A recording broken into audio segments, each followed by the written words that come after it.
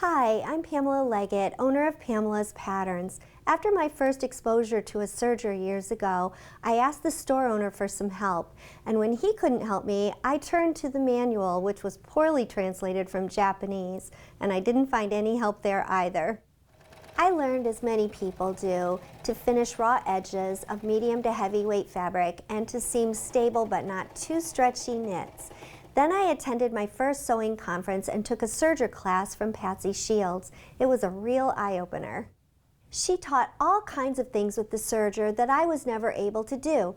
It was like the light bulb went on, and I suddenly realized that the serger just uses a different set of rules than the sewing machine. My relationship with the serger was finally off to a great start. I've now been teaching serger skills since 1987, and it is my goal to help you make the serger an invaluable part of your sewing.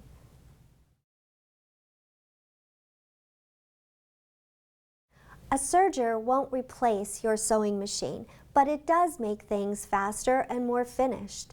Think of your serger as the microwave and your sewing machine as an oven.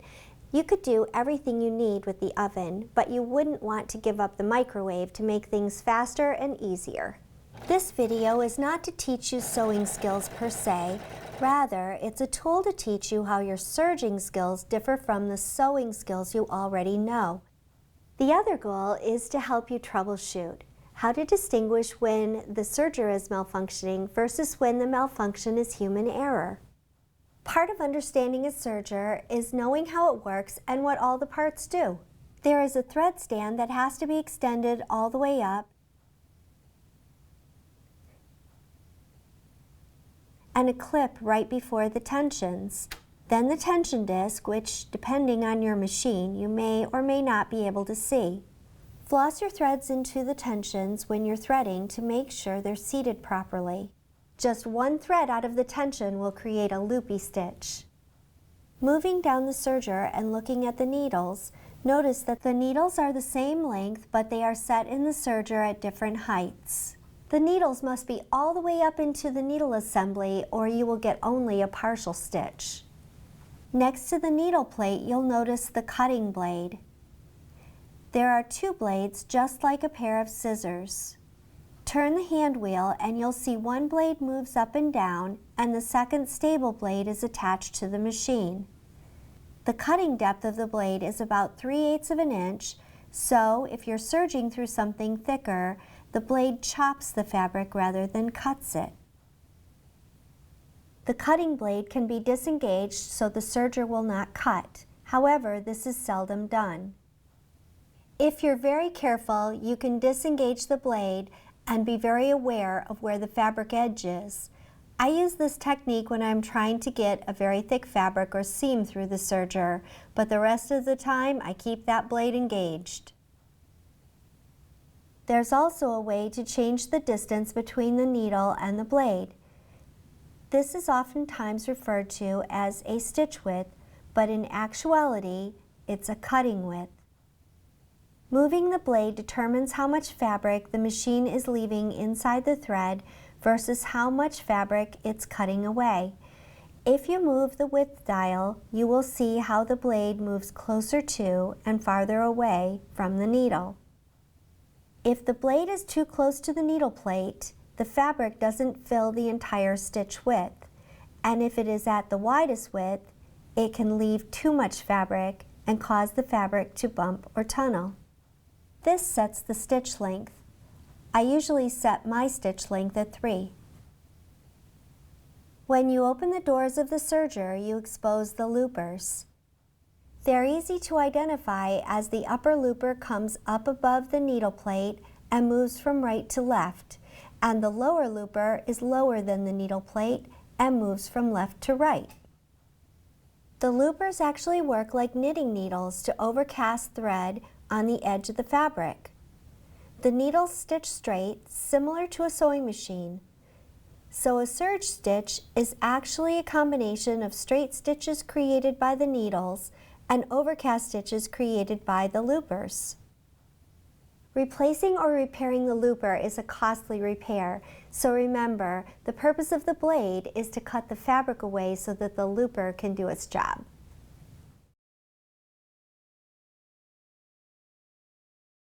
There's a wide variety of threads available for the serger, and just like sewing machine thread, there's good thread and bad thread. The important thing to know is what makes a good quality thread. Good quality thread is smooth and has no lumps and bumps and no fuzz. Poor quality thread won't damage your serger, however it may cause problems. Thread that is lumpy and bumpy tends to get caught up in the tension discs, causing your stitch tensions to change. This can create inconsistent stitches and hiccups in your stitch. This can be fixed by having your serger cleaned and serviced more often, which can be costly. Bargain threads also break easier since they're made with short staple fibers. Isocord thread, which was developed for the embroidery machines, is the smoothest and strongest polyester thread I've ever seen. It can be used for embroidery, serging, and all-purpose sewing. It's a more expensive option, but because it can be used in so many applications, it's actually quite a bargain. Aerolock by Madeira is a high-quality serger cone thread that is, in my opinion, the best on the market today. Maxilock would be a medium-quality thread at a good price point, and the generic cone threads are typically the poorest quality and break easily. You can use a variety of threads on your serger. Cone thread isn't the only choice. Regular sewing machine thread works very well too. The spools used by Metrosine and Gutermann are the easiest to use on the serger since they're cross-wound on the spool similar to a serger thread. The Coates and Clark type spools are harder to work with because they're wound around the spool and have a ridged spool top that threads can get caught on. There are also a wide variety of decorative threads available on serger-friendly cones. My favorite is Pearl Crown Rayon by YLI. It has a fairly tight twist so it runs through the serger very smoothly, and it washes and wears well. It's important to put the thread on the serger so the thread spool sits on a base. When working with cone thread, you want to make sure that you're using the cone thread holder. Here's a little trick. Put the cone thread holder on the spool pin upside down and squeeze it to get the cone thread over. It makes the cone thread a little more stable on the machine. Spools that have a smaller hole can sit flat on the stand without the cone thread holder. All-purpose sewing thread might need to sit on a base like a spool cap. Your serger can use a combination of threads as well, but you may need to adjust the tensions differently if they're different weights. A serger with automatic tensions will do this for you. It isn't necessary to own tons of serger thread colors. Unlike a sewing machine where you would purchase the thread to exactly match your fabric, serger threads, for the most part, just need to blend. I recommend 5 basic cone thread colors: white, black, tan, gray, and maroon. These basic colors blend well with many different shades. The only part of the serger stitch that actually shows on a seam would be the needle threads. I like to use my sewing machine threads in the needle to match my fashion fabric and a blending color in the loopers. The straight stitches from the needle threads on your serger don't use up any more threads than they do on your sewing machine. It's the loopers that are the thread eaters. Needles also play an important role in the operation of your serger, but your serger isn't as fussy about needles as your sewing machine. Generally, you'll use a medium-sized needle such as a 9014 or 7511 universal point. There are some times when a specialty needle might be useful. If you're working with a knit that has a high lycra content, you may need to use stretch needles which have a more rounded tip to keep the machine from skipping stitches. Using decorative thread through the needle might call for a top stitch needle that has a bigger eye for the thicker threads. There are also serger-specific needles that have a groove on the front and back of the needle rather than just on the front like most needles have. This extra groove allows a more precise difference between the needles and the loopers and can be a lifesaver if stitches are skipping or not performing. You'll commonly find them labeled as EL by 705. I don't have to use them very often, but I always keep them on hand just in case. You should change your needles every 6 to 8 hours of serging, or if you have a thread jam, the serger runs at 1,000 stitches per minute, so they get dull pretty fast.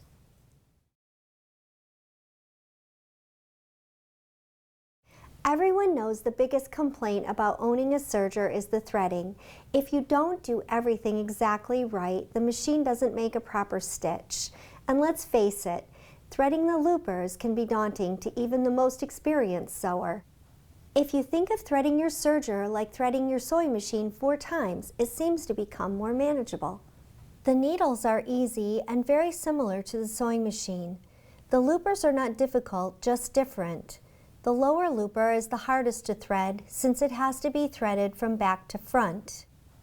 On an older or entry-level serger, this can be difficult due to the way the serger is set up. Basic sergers are the most difficult to thread, and each brand and model is different, but the principle is essentially the same. There is often a map inside the serger doors that you can follow. If the blade is in the way, disengage it. Next, pull the upper looper thread through its thread antenna guide, back down and through the first thread clip and down through the tension system.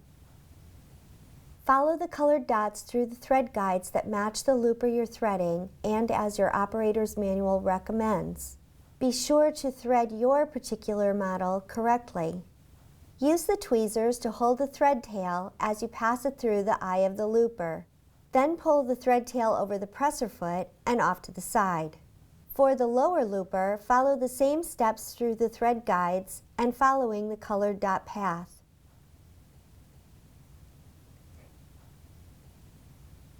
Make sure the serger door is open and turn the hand wheel until the lower looper appears on the left side of the machine. With the tweezers, insert the thread end into the looper hole on the looper's left side. Next, turn the hand wheel until you can see the lower looper's second looper hole on the opposite side. Let the thread slide through the groove on the looper and insert it through the looper hole and leave the thread tail over the presser foot. To thread the needle, bring the thread through the same clip and tension discs as before and follow the colored dots to direct the path to the needle eye and thread the needles.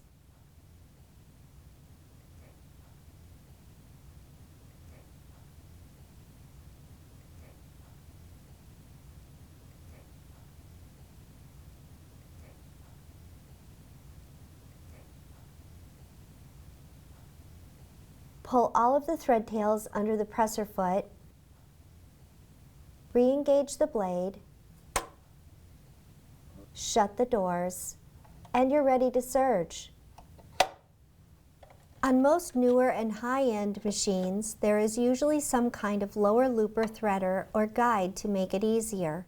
Baby lock machines offer an air threading device that threads the loopers. This is how the auto threading works for the loopers. Open the door and lower the threading lever. Turn the hand wheel until the threading tubes engage. Floss the thread through the tension system. To thread the loopers, pull off 20 inches of thread and then drop each thread tail into its threading port for 1 inch and pull the extra thread in front.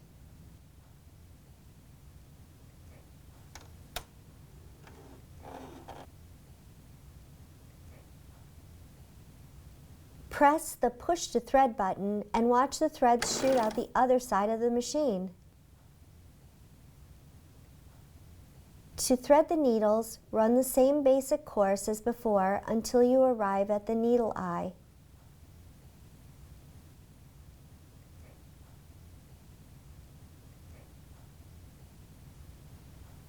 Set the auto needle threader and pass the thread through it and release.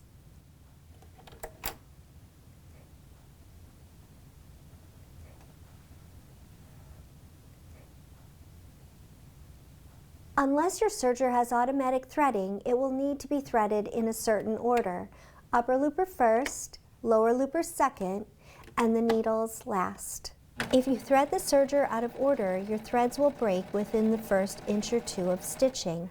However, if you trick the serger into thinking that you've threaded it in order, it will be much faster and easier. The key to this is to clear the threads.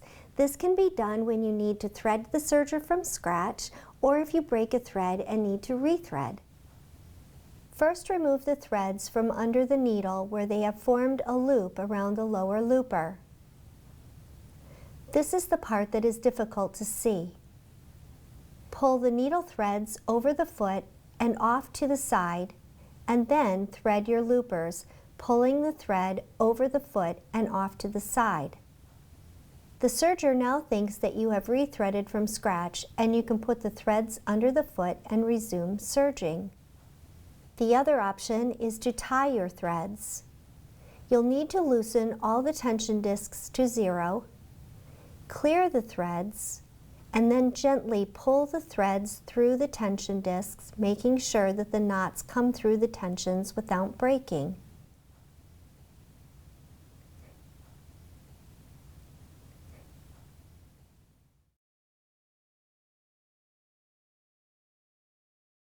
You don't need to raise the presser foot to start serging. You can simply push the fabric up to the presser foot and the feed dogs will grab the fabric because they extend out to the tip of the presser foot. When it's time to end the seam, run your stitches off the edge about 4 or 5 inches and then use the thread cutter on the side to cut the threads. Most thread cutters, though, will not cut all the threads evenly, so a cleaner way of cutting the thread tails is to bring them around to the front of the blade, and as you continue serging, cut the thread with the blade. Don't worry about the thread loop that is formed in the back of the foot. It will work its way out when you start your next seam. A 4-thread overlock stitch typically has a 1/4 inch wide seam allowance. To achieve this, find a mark on the needle plate to guide the fabric so that the blade just skims the edge of the fabric. This is usually next to or just inside of the needle plate. On most sergers, there will be some kind of indication on the door of the serger to help you.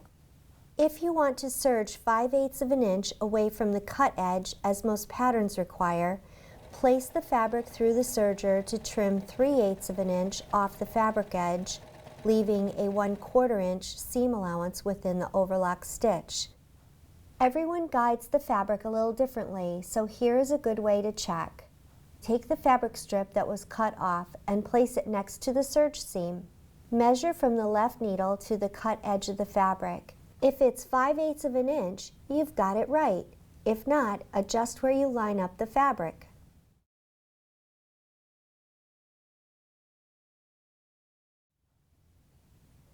The 4-thread overlock is the most commonly used stitch, as it is the strongest available. The right needle thread serves as a safety stitch. A 3-thread wide overlock uses the left needle only and is used for decorative stitching, seams, and overcasting edges. A 3-thread narrow overlock uses only the right needle and provides a narrower version of the same stitch. It's great for clean finishing an edge and decorative stitching. When you want to sew 3-thread stitches, take the unused needle out of the machine. If you leave the unnecessary needle in the machine, even unthreaded, the serger will still try to form a stitch around it. You can also set the machine for a 2-thread overlock. This stitch uses 1 needle and the lower looper. Machines that have the ability to serge this type of stitch have a looper cover. It might be referred to as a cover, block, subsidiary looper, or converter. The 2-thread overlock is mostly used for finishing edges and decorative purposes. It can even do a narrow version of a blanket stitch.